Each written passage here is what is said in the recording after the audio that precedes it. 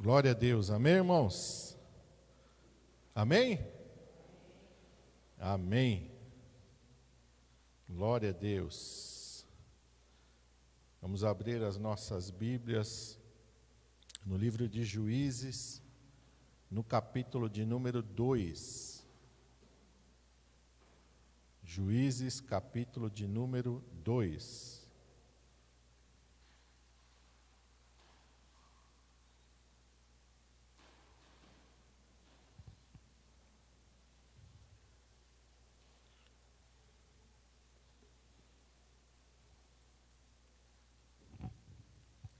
Amém.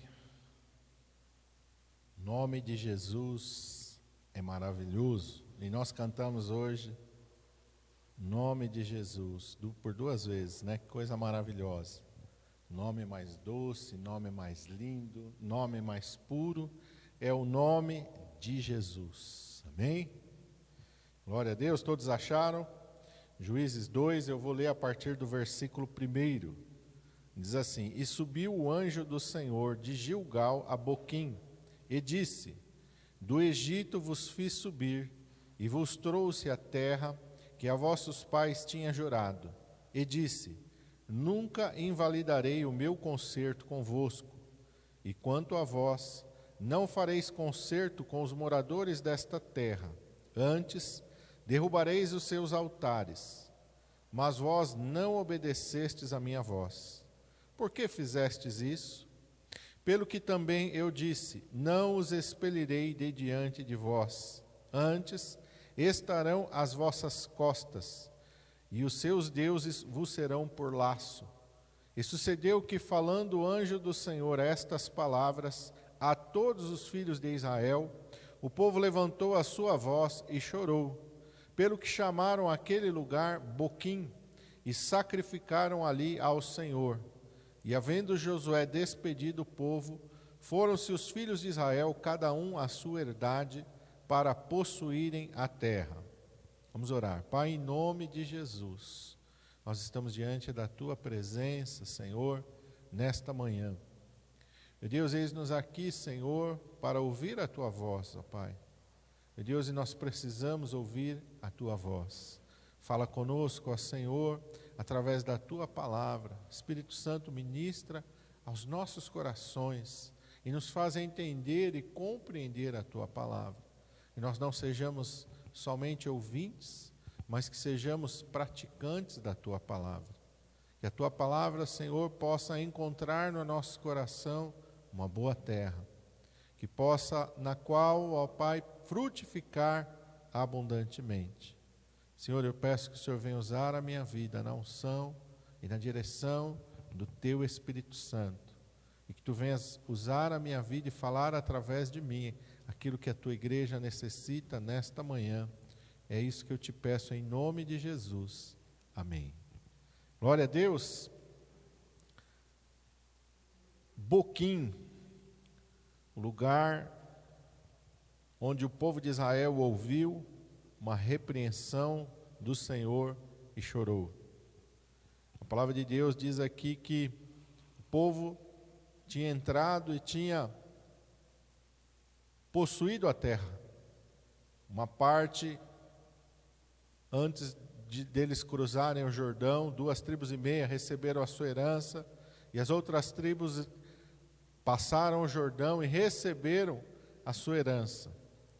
Porém, aqui no livro de Juízes, começa nos mostrando que, embora eles houvessem recebido a palavra do Senhor e as promessas do Senhor na sua vida, nos mostra que eles não fizeram aquilo que o Senhor havia dito para que eles fizessem. Então o anjo do Senhor sobe de Gilgal, e Gilgal, quando nós lembramos, é aquele local em que eles são circuncidados, e Deus fala para eles: hoje eu tirei de vós o jugo do Egito. Por isso se chamou aquele lugar Gilgal, que o Senhor tirou o cativeiro, removeu a vergonha. E agora eles eram o povo, estava ali para possuir, tomar posse da promessa, da herança que o Senhor tinha dito. Porém, eles não obedeceram à voz do Senhor. E Deus ali através do anjo do Senhor, vem e fala para eles: nunca invalidarei o meu concerto para convosco. E que concerto é esse? Vamos ir para Êxodo 34, a primeira vez, e Deus faz referência a esse concerto com os filhos de Israel, quando eles entrassem na terra. Êxodo 34, a partir do versículo 10, logo ali depois deles receberem os 10 mandamentos, Deus faz essa aliança com os filhos de Israel. E o Senhor fala ali através de Moisés para os filhos de Israel: então disse: eis que faço um concerto, farei diante de todo o teu povo maravilhas que nunca foram feitas em toda a terra, nem entre gente alguma, de maneira que todo este povo, em cujo meio tu estás, veja a obra do Senhor, porque coisa terrível é o que eu faço contigo. Guarda o que eu te ordeno hoje, eis que eu lançarei de diante de ti os amorreus, os cananeus, os heteus, os ferezeus, os heveus e os jebuseus. Verso 12: guarda-te que não faças concerto com os moradores da terra onde hás de entrar, para que não seja por laço no meio de ti. Mas os seus altares transtornareis, as suas estátuas quebrareis, os seus bosques cortareis, porque não te inclinarás diante de outro Deus, pois o nome do Senhor é zeloso, Deus zeloso Ele é, para que não faças concerto com os moradores da terra, e não se prostituam após os seus deuses, nem sacrifiquem aos seus deuses, e tu, convidado deles, comas dos seus sacrifícios, e tomes mulheres das suas filhas para os teus filhos, e as suas filhas, prostituindo-se após os seus deuses, façam que também teus filhos se prostituem após os seus deuses. Então Deus estava falando: olha, quando vocês entrar lá, verso 12, guarda-te, que não faças concerto com os moradores da terra, não adore os seus deuses, não se misturem com os povos daquele lugar. Esse era o concerto de Deus: eu vou expelir os moradores de diante de você, eu vou ir adiante de vós, eu vou fazer com que aquelas nações sejam subjugadas por vocês, mas guarda-te que não faças com o povo daquela terra aliança. A medida da ira de Deus sobre aqueles povos já tinha se enchido. Aqueles povos pegavam seus próprios filhos e queimavam eles em sacrifício a outros deuses. Haviam cultos ali de fertilidade, que eram cultos que eram verdadeiras promiscuidades. E Deus disse: acabou, eu não quero mais esse povo aí, eu vou arrancar esse povo, vou desarraigar esse povo daí, vou colocar vocês lá, para ser um povo diferente. Um povo que anda na minha presença, um povo que obedece aos meus estatutos, um povo que obedece às minhas leis, um povo santo, que não vai se misturar e que não vai se aprender aquilo que eles fazem. Porém, a palavra de Deus nos fala que eles fizeram exatamente o contrário. E aqui no capítulo 1, eu vou ler alguns versículos, e olha como eles desobedeceram. Verso 27 aqui, Manassés não expeliu os habitantes de Bet-Seã. Verso 29, tampouco expeliu Efraim. Verso 30, tampouco expeliu Zebulon. Verso 31, tampouco Azer expeliu os moradores. Verso 33, tampouco Naftali. Eles começaram a deixar os moradores da terra ficar. E não somente deixaram os moradores da terra ficar, eles fizeram aliança com aqueles povos. E além de fazer aliança, olha o que diz mais para frente aqui, eles, verso 11 do capítulo 2, fizeram o que parecia mal aos olhos do Senhor e serviram aos Baalins, aos deuses que estavam naquela terra. Se esqueceram do concerto do Senhor, se esqueceram das promessas do Senhor, se esqueceram da fidelidade para com o Senhor, e Deus está falando: eu nunca vou invalidar o meu concerto para convosco. O que Deus está falando para eles ali?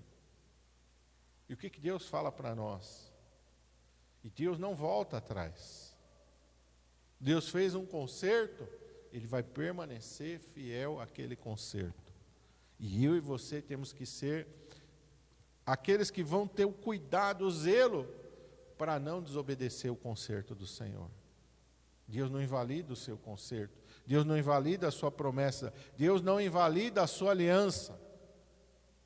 Deus não é infiel nunca. Mas nós temos que ser fiéis. Em outras palavras, Deus está falando, eu fiz a minha parte. Vocês que não fizeram, é de vocês. Verso 2, quanto a vós. Quer dizer, Deus está falando, eu fiz a minha parte. Vocês estão na terra, vocês entraram nela, vocês tomaram posse dela.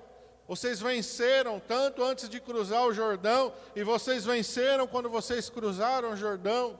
Vocês venceram Jericó, vocês venceram mais de 32 reis. Eu parei o sol e a lua, eu derrubei as muralhas de Jericó por terra. Eu fiz cair granizo do céu sobre eles. Eu mandei vespões adiante de vós. Eu cumpri a minha palavra. Eu fiz aquilo que eu tinha feito, um concerto com vocês, aquilo que eu disse que eu faria, eu fiz. Mas vocês não fizeram aquilo que cabia a vocês. Então, irmãos, o que Deus falou para os filhos de Israel, o que Deus fala conosco, verso 3, pelo que também eu disse, não os expelirei diante de vós. Como é que Deus está falando? Não vou expelir eles. Se Deus tinha falado que Ele iria expelir, por que Ele está falando não expelirei eles? Deus não está voltando atrás. Deus está falando com aquele povo, eu não vou fazer aquilo que vocês têm que fazer.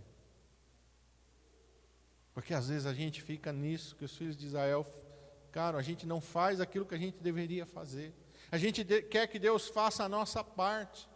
E Deus está dizendo para os filhos de Israel, eu não vou fazer aquilo que você tem que fazer. Você tem que se levantar e você tem que ir lá e enfrentar o inimigo. Se você faz aliança com o inimigo, se você se torna amigo do inimigo, se você se mistura com eles através do casamento, se você começa a adorar os deuses deles, eu não vou fazer aquilo que você deveria fazer. Quem é que tinha que ir lá guerrear com o povo? Os filhos de Israel. Quem é que tinha que romper as alianças com os povos daquela terra? Os filhos de Israel. Quem é que tinha que andar em santidade e se afastar das práticas pagãs? Os filhos de Israel. Quem é que tem que andar em santidade? Sou eu e você. Quem é que tem que tomar uma atitude para mudar a sua vida? É você. Sou eu. Que às vezes a gente fica esperando Deus fazer as coisas pela gente, Deus não vai fazer. As atitudes que eu tenho que tomar, que você tem que tomar, Deus não vai tomar por mim e por você. Lembra da parábola do filho pródigo? Conhece? A gente às vezes conhece, mas a gente não presta atenção. O que aconteceu com o filho? Pediu a sua parte da herança e saiu de casa. O pai expulsou ele? Não. O pai mandou ele embora? Não. O pai deu um mau conselho para ele, olha, pega teu dinheiro, meu filho, vai curtir a vida? Não. O filho tomou uma atitude. Pai, dá-me o que é meu. O pai deu, o que ele fez? Ele foi embora. Se desviou, foi para o mundão. Lá no mundão, o que aconteceu? Começou a sofrer. O que o pai fez? O pai saiu à procura dele, ficou caçando ele, vagando ele, procurando ele, vagando pelo mundo, procurando ele? Não. O pai o esperava todos os dias ele voltar. A palavra de Deus diz que o filho, então, lá no meio dos porcos, caiu em si e disse, levantar-me-ei e irei ter com meu pai. A atitude de quem? Do filho. Minha, sua. Não é a atitude de Deus. É a atitude nossa.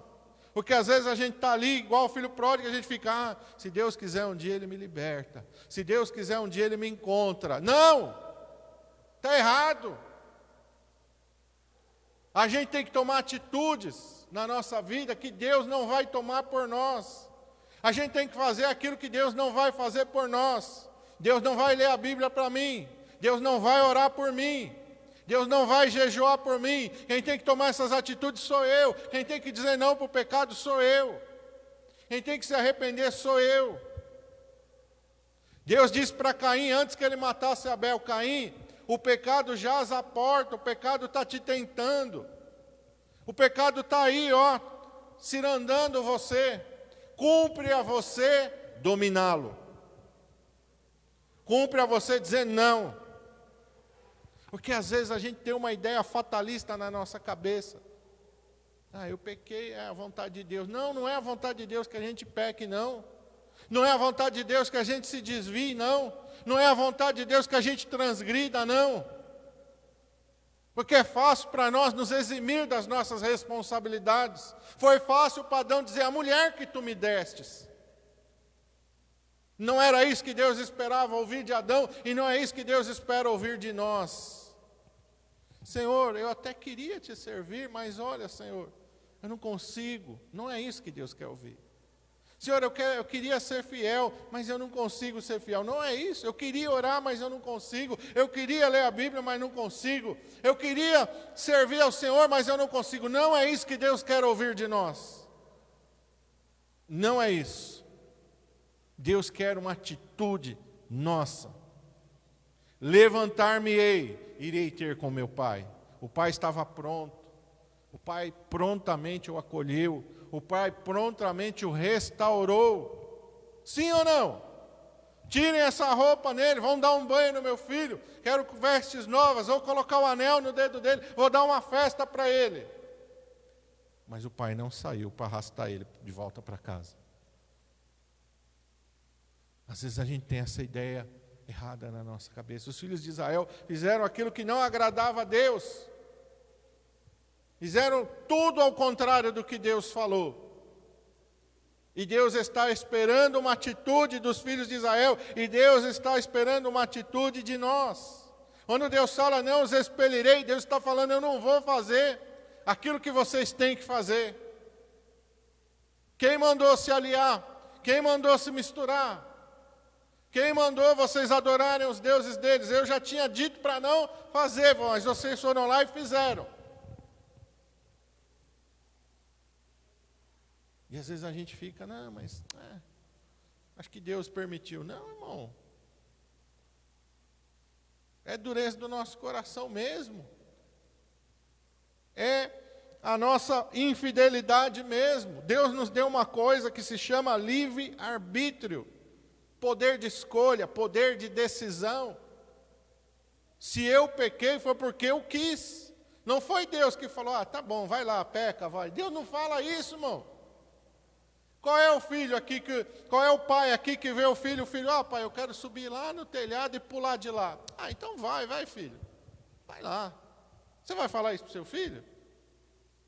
Qual é o pai que quer isso para o seu filho? Nenhum. Deus não é mau. Porque às vezes a gente pensa: o dia que Deus quiser, Ele muda a minha vida. O dia que Deus quiser, é fácil isso, é cômodo isso. Não é o dia que Deus quiser, é o dia que eu tomar uma atitude, é o dia que eu me arrepender, é o dia que eu disser: não, chega, basta. Levantar-me-ei, irei ter com meu pai. Não vou mais ficar aqui. Para que eu estou comendo a comida do porco? Para que eu estou afundado nessa lama? Eu não preciso estar nessa situação. Para que eu estou afundado no pecado? Para que eu estou afundado no álcool, nas drogas? Para que eu estou afundado na prostituição? Não é isso que Deus quer para mim. Eu tenho que dar um basta, eu tenho que parar. Por que eu quero ter uma vida de mais santidade? Então eu vou orar mais.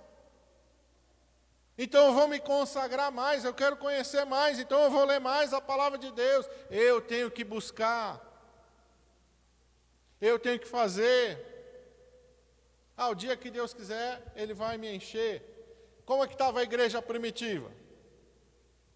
Vamos para a praia, vamos pescar, vamos ficar lá. O dia que Deus quiser nos encher, Ele vai nos encher. Né? Vamos lá, Pedro, vamos lá para a praia, vamos pescar. Pedro, André, Tiago, João, vamos voltar para o barquinho. O dia que Deus quiser batizar, Ele batiza. Não. Estavam aonde? Orando, unânimes, obedecendo. Ficai em Jerusalém até que do alto sejais revestidos de poder. E o que eles fizeram? Oraram, buscaram, permaneceram naquilo que Deus havia falado para eles. É isso que nós temos que fazer, permanecer naquilo que Deus fala conosco, obedecer, nos sujeitar, buscar. O que Jesus diz? Buscar e achareis. Quando a gente busca, encontra. O que pede, recebe. Ao que bate a porta, se abre. Não é assim que Jesus nos ensinou? Buscar-me-eis e me achareis quando? Quando buscar de todo o vosso coração. Amarás, pois, ao Senhor teu Deus como? Que Deus nos ensina. De qualquer maneira, porque Deus sabe que lá no fundo você ama Ele. Embora você não obedeça os mandamentos dEle, embora você não tenha prazer nas coisas dEle, Ele sabe que você ama Ele. É assim? Amarás, pois, ao Senhor teu Deus com todo o teu coração, com toda a tua força, com todo o teu entendimento, com tudo aquilo que você ame ao Senhor. Isso está mostrando para nós que tem que ter atitude. Isso está mostrando para nós que tem que ter um esforço da nossa parte. Quem quiser vir após mim, o que Jesus diz? Negue-se cada dia a si mesmo. Quem é que tem que negar a si mesmo? Nós. Quem quiser vir após mim, negue-se cada dia a si mesmo, tome sobre si a sua cruz e siga-me. Eu tenho que seguir a Jesus. Jesus não vai lá me pegar no colo e me arrastar para o céu. Jesus não está falando, olha, eu vou mandar uma carruagem, você entra dentro. Não, siga, ande, caminhe. Se esforça. Tome uma atitude na tua vida. É isso que Deus fala, e é isso que o anjo está falando para aquele povo. Vocês têm que tomar atitude. Vocês têm que se esforçar, vocês têm que fazer. Porque lá em Tiago 4,17, a palavra de Deus diz, aquele que sabe fazer o bem e não faz, acontece o que com ele? Está pecando. Eu sei que eu tenho que orar, mas eu não oro, estou pecando. Eu sei que eu tenho que ler a Bíblia, mas eu não leio, estou pecando. Esse não é o bem? É o bem que a palavra de Deus fala, é esse. Eu sei que eu tenho que me consagrar, eu não me consagro, eu estou pecando. Eu sei que eu tenho que estar na igreja, na comunhão do corpo de Cristo. Eu não estou pecando.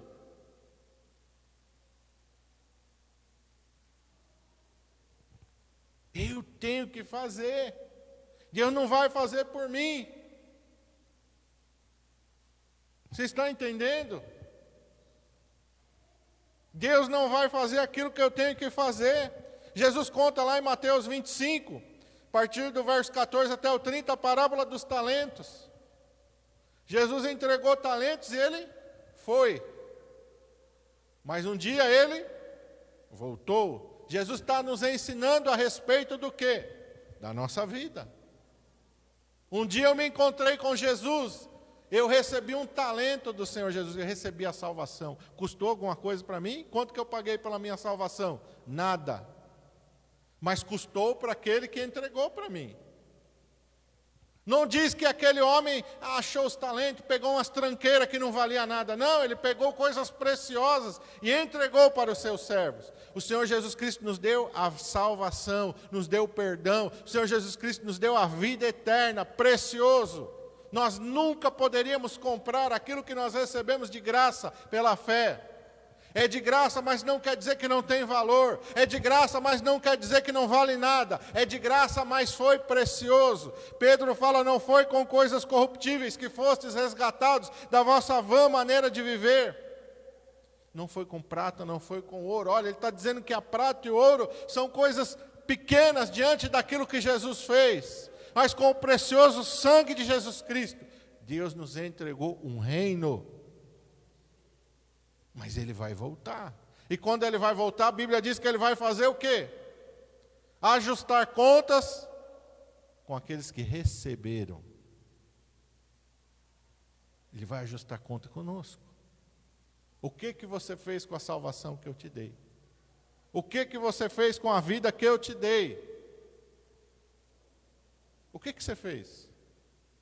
E aí, um recebeu um tanto, foi lá e granjeou outro tanto e tal, tal. Chegou em uma pessoa que fez o quê? Peguei aquilo que o Senhor me deu e enterrei. Enterrei, não fiz nada com aquilo. Não trabalhei com aquilo, a parábola é bem clara. Não trabalhei com aquilo que o Senhor me deu. Não fiz nada. Recebi e ali. Não fiz nada com aquilo. Qual foi a resposta do Senhor para aquele servo? Parabéns. Era isso que eu queria de você. Não precisa fazer nada. Nada, nada, nada. Foi salvo, olha, procura a rede mais próxima, deita nela, busca uma aguinha de coco e fica esperando eu voltar. Era isso que eu queria de você. Não. Mau e negligente servo. Mau e negligente servo. Devias ao menos ter pegado o meu talento e dado aos banqueiros para que quando eu voltasse, eu recebesse os juros. Não fizestes nada. E o que fez com aquele servo? Tirai-o da minha presença e lançai-o nas trevas exteriores, onde haverá choro e ranger de dentes. Não é o céu. Não precisa eu dizer para você onde que é. Precisa? No céu é que não é. O céu não é lugar de choro. Por quê? Porque ele soube o que deveria fazer e não fez. O que nós temos que fazer, irmão? A palavra de Deus é bem clara para nós. Sede santos, porque eu sou santo. O Senhor nos chamou para viver em santidade. Santidade. Não vou lá no Vaticano esperar que eles me canonizem. Não é isso. O que é santidade na Bíblia? Separação. É fácil hoje em dia para muitas pessoas, principalmente quando a gente olha para os artistas, né? São de Jesus. Aí mudou a vida. Cantava no mundo, continua cantando. Cantava música com letra indecente, continua cantando música com letra indecente. Bebia, continua bebendo. Fumava, continua fumando. Adulterava, continua adulterando. Se prostituía, continua se prostituindo. Mentia, continua mentindo. Está vivendo em santidade? Não. Depois, quando morre, é fácil. Não, foi para o céu. Porque cantou um hino. Lá no meio do show, parou o show e cantou um hino. Será que Deus quer que a pessoa cante um hino no meio do show? Ou quer que a pessoa mude de vida? Ah, não julgueis, pastor. O pastor não está aqui para julgar, não, mas o pastor está aqui para pregar a verdade. E a verdade é uma só, não tem duas verdades.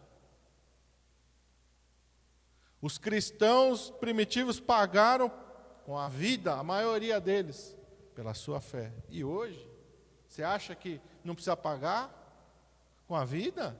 Você acha que pode beber, fumar e fazer o que quiser, que do mesmo jeito vai entrar no céu junto com aquele que foi devorado pelos leões porque não negou a Jesus? Junto com aqueles, essa semana eu vi uma notícia lá em Vietnã, se eu não me engano. O governo não dá direito de propriedade para quem é cristão. Né? Deus não vai fazer aquilo que eu tenho que fazer. Deus quer que a gente tome atitude. O povo ouviu e chorou. Verso 4. O povo ouviu aquilo, levantou a sua voz e chorou. Chamou aquele lugar Boquim, quer dizer, o lugar dos choradores, o lugar do choro, o lugar do pranto. Sacrificaram ali ao Senhor. E aí quando você lê, resultou o que o choro deles? O que resultou o choro deles? Seja sincero, irmão. Você está olhando aí para a tua Bíblia? Em nada. Em nada. Conversão não é emoção. Deus não está esperando a emoção de nós. Deus está esperando atitudes de nós. Deus não vai se comover com o nosso choro. Deus não vai se comover com o nosso choro. Deus quer ver mudança de atitude em nós. Não adianta a gente chorar se a gente não mudar de vida. Não adianta a gente chorar se a gente não mudar as nossas atitudes. Tem uma frase aí que circula pela internet, eu não sei de quem que é, mas ela é verdade. Diz que arrependimento não é quando a gente chora, arrependimento é quando a gente muda de vida, e é verdade. Porque a gente pode chorar e pode a vida continuar errada. Olha aqui o exemplo. Por isso que a Bíblia, eles sacrificaram ali ao Senhor. Por isso que a Bíblia diz que fazer o que é melhor do que sacrificar? Obedecer é melhor do que sacrificar. Deus falou isso para Saul através de Samuel. Obedecer é melhor do que sacrificar. O Senhor tem mais prazer na obediência do que nos sacrifícios. Deus tem prazer em ver as nossas atitudes. Viste o meu servo Jó, Deus fala para Satanás. Como ele chora bonitinho, como ele sacrifica bem, foi isso que Deus falou para Satanás? Viste o meu servo Jó, quando ele chora, me emociona tanto. Eu não aguento ver o choro dele que me comove. É isso que Deus falou? Viste o meu servo Jó, como o sacrifício dele é bonitinho. Nossa, que coisa linda quando ele faz o sacrifício. Como ele anda na minha presença em integridade, em retidão, como ele é fiel. É isso que Deus quer ver em nós. É isso que Deus espera ver em nós. Sabe por quê? Lá em Tiago 2,17 diz que a fé sem obras ela é morta.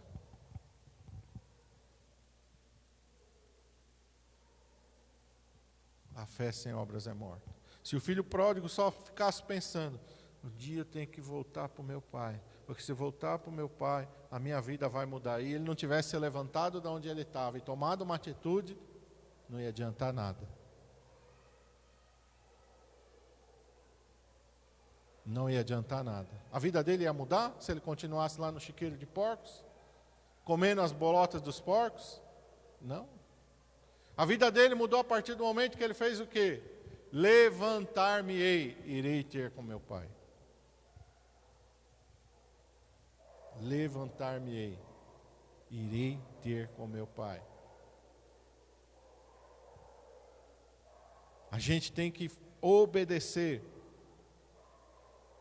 Quando Pedro está ali, à beira da praia, lavando a rede, Jesus chega e fala, posso entrar no teu barco? Pode, Senhor. E aí ele leva o Senhor Jesus. O Senhor Jesus termina de pregar e diz, vamos pescar. O que ele diz? Trabalhei a noite inteira, Senhor, e não peguei nada, mas, porque tu mandas, lançarei a rede. E quando ele lançou a rede, o que aconteceu? O milagre. Olha como Deus trabalha na nossa vida. Deus poderia mandar um cardume cercar o barco e começar os peixinhos a ficar pulando na água para chamar a atenção de Pedro? Podia? Podia.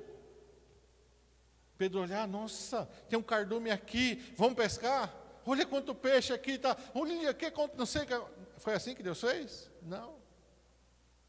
Pedro viu alguma coisa antes de ouvir a palavra do Senhor e antes de obedecer? Não. Porque Deus trabalha na obediência. Porque Deus trabalha quando nós agimos pela fé. Senhor, Senhor não sabe quantas redes eu bati nesse mar hoje, agora há pouquinho, não peguei nada, meus braços estão até assim, tudo, até dormente, de tanto que eu joguei e puxei essa rede, mas, porque tu estás falando, eu vou obedecer, porque tu estás falando, E é aí que aconteceu, Deus encheu aquela rede de peixes.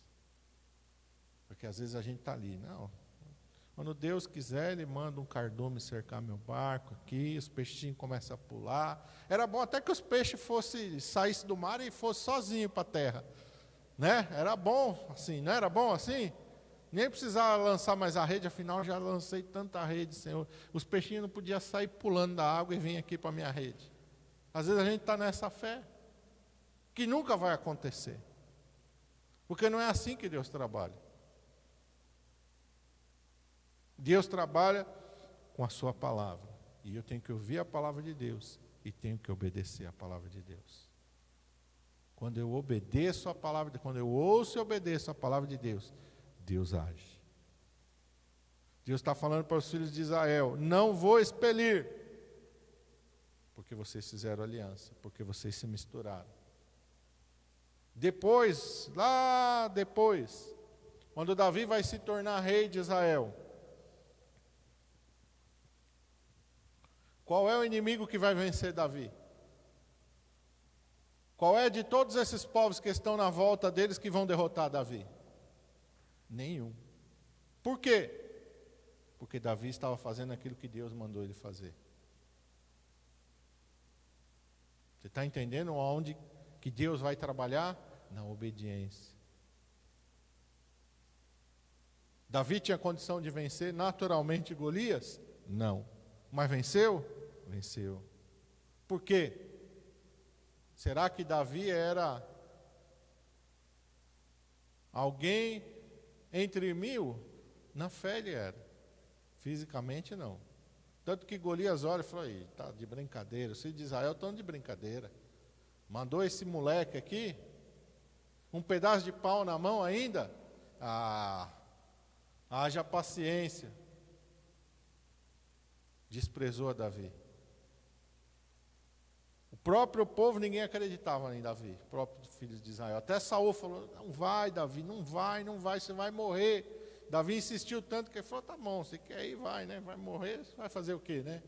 Vai lá então, Davi. Mas Davi morreu? Não.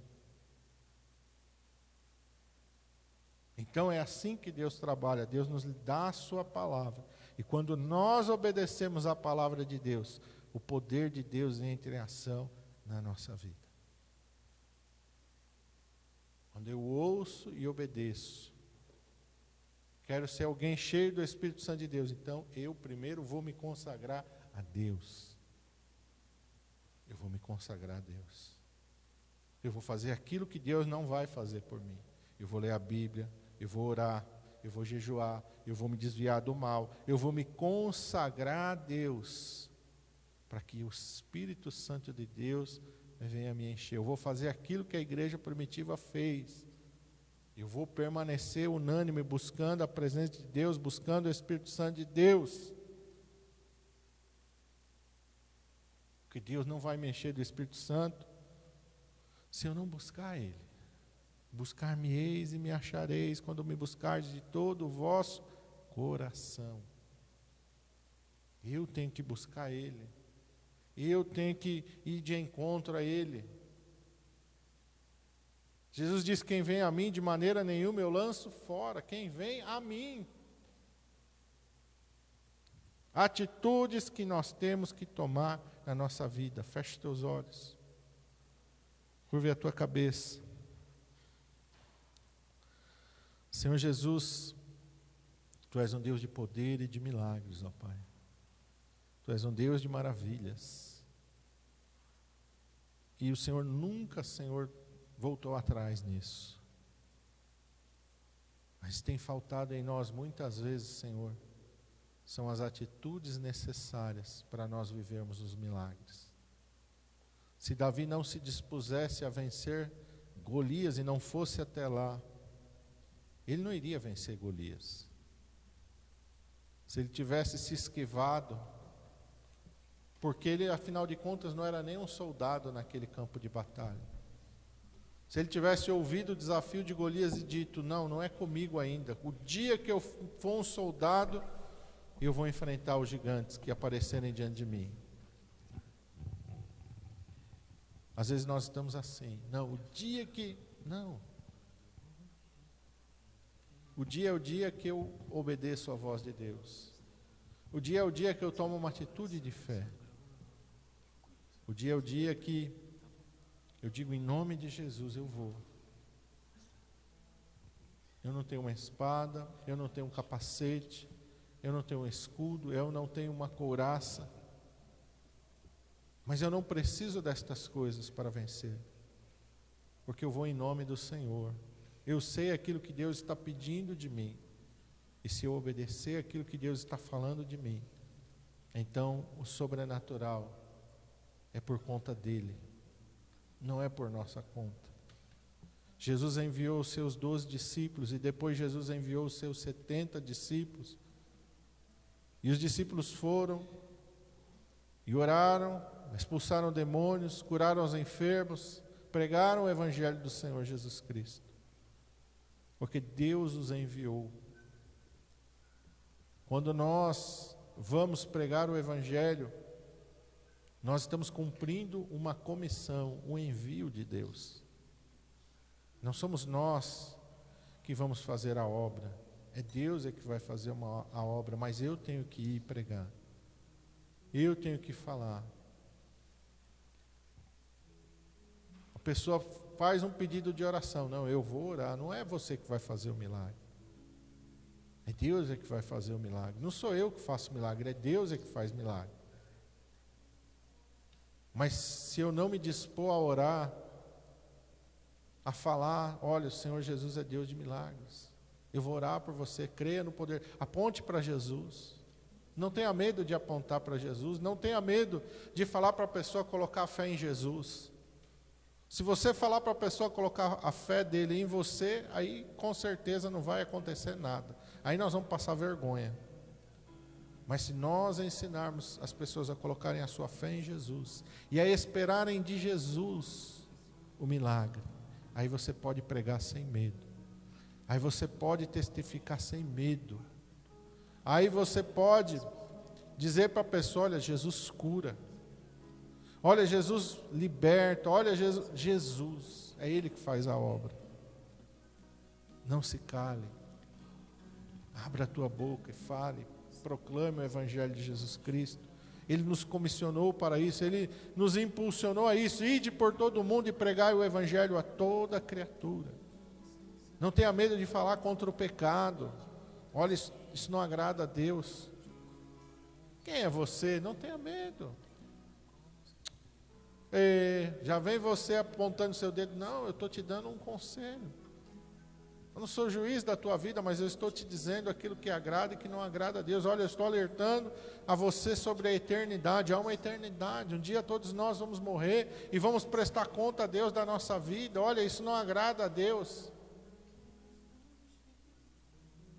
Nós temos que fazer isso. Esse é o nosso papel.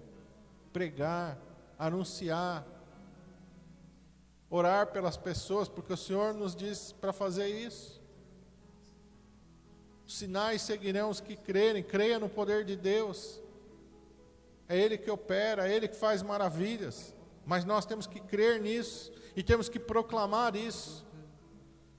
Que há salvação em Jesus Cristo, que há perdão em Jesus Cristo, que há libertação em Jesus Cristo, que há cura no Senhor Jesus Cristo, que há restauração no Senhor Jesus Cristo, que há vida eterna com Deus em Jesus Cristo e somente nele. É tempo de nós vivermos uma vida consagrada ao Senhor. O dia que Deus quiser me usar, não. Deus quer te usar todo dia. Diga, eis-me aqui. O profeta Isaías teve uma visão da glória de Deus, e ele ouviu a voz do Senhor que dizia, a quem enviarei, quem há de ir por nós? O profeta diz, eis-me aqui, Senhor, envia-me a mim. O Senhor Jesus Cristo disse para os seus discípulos, levantai os vossos olhos e olhai para os campos que estão brancos para a ceifa. Mas poucos são os trabalhadores na seara do Senhor. Rogai ao Senhor da seara que mande trabalhadores para a sua seara. Os campos continuam brancos para a ceifa. A voz do Senhor continua perguntando, a quem enviarei? Quem há de ir por nós? Eu e você é que devemos dizer: Senhor, eis-me aqui. Eu e você que devemos rogar ao Senhor da seara que envie trabalhadores. Senhor, eu quero ser um trabalhador da sua seara. Senhor, levanta mais trabalhadores para a sua seara. Senhor, eu quero ser como Noé. Senhor, eu quero ser como Jó. Senhor, eu quero ser alguém que vive diferente do mundo.